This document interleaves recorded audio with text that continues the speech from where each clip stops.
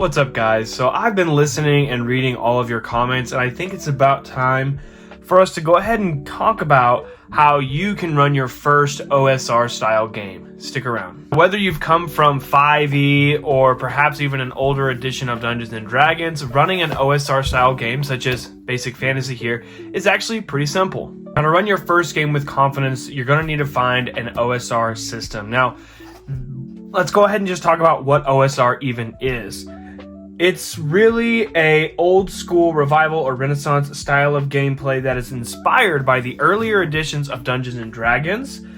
Think 1974 to the mid 1980s. These games tend to be deadly, rules light, and very player driven. Instead of long character backstories like you would have in, let's say, 5th edition, it's focused much more on things like character creation on a quick scale, and then exploring and improvising as soon as possible, getting right into the action. Now, for your first game, I would suggest running something simple. Basic Fantasy RPG is a free to download online OSR system that you can find very, very simply. The rules themselves are quite thin. As you can see, there's not very many pages of rules, and a lot of this is just monster stat blocks.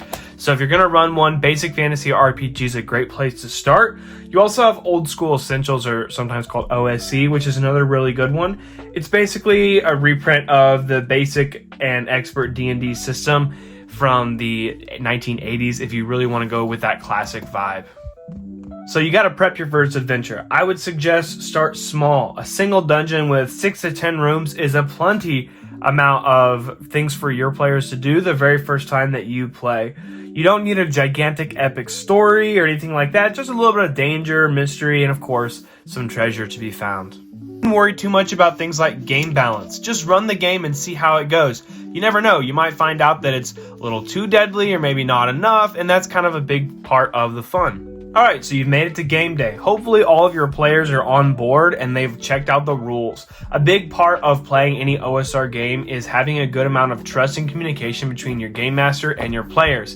And if you have that, everybody's going to get along just fine. If you don't have that and some of your players don't trust the dungeon master, or if the DM doesn't trust the players, it can lead to really tricky situations where when it comes to those rulings over rules that you often get in OSR style games, your players can feel like they're being cheated or betrayed, or like it's not just a very fun or fair game. You need to let the players lead. Keep it sandboxy.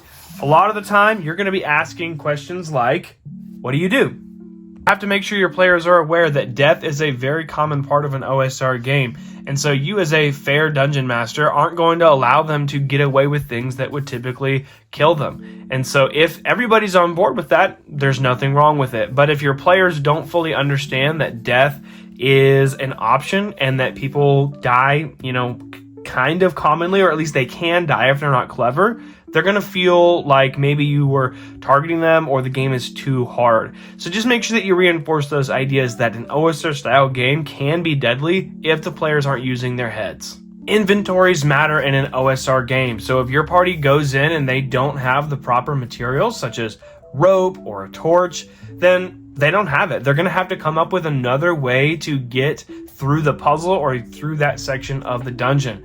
Just be aware that you need to give them the opportunity before they go into the dungeon to get everything that they would need, or perhaps give them a place in the dungeon where they could find it on maybe a dead body or in a chest or a barrel or box.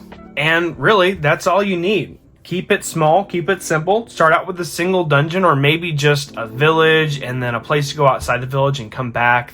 Keep on the Borderlands kind of stuff. But don't make it an overarching massive adventure.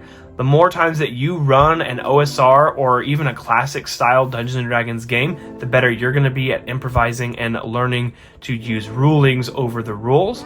And in the same token, the players are going to become better at using improvisation and their imagination and their creativity, which is really the whole point of why we play these games. Really appreciate all of your guys' comments and feedback over all of my videos so far. I'm going to keep putting out some stuff on OSR. I'm going to start to delve into a couple different OSR systems, as well as taking a look into classic fantasy games such as the original first couple sets of Dungeons & Dragons, along with a few others that are out there as well. So if you want to see any more of that, make sure that you hit subscribe, and y'all have a great afternoon.